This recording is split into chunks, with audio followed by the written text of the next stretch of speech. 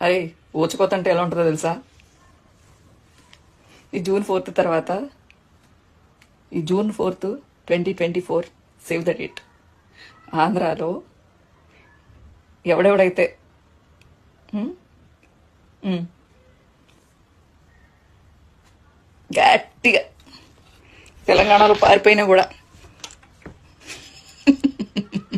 నీ పరిస్థితి తలుచుకుంటుంటే ఉందరా నాకు మామూలు కాన్ఫిడెంట్గా లేదే. నన్ను నన్ను అన్నారు కదా, నన్ను అన్నవాళ్ళు కాదు, లేకపోతే వీళ్ళని అన్నారని కాదు, కానీ వైఎస్ఆర్సీపీని టార్గెట్ చేసిన వాళ్ళందరికీ అది ఏ వ్యవస్థలో ఉన్నా కూడా వాళ్ళ పరిస్థితి తలుచుకుంటుంటే,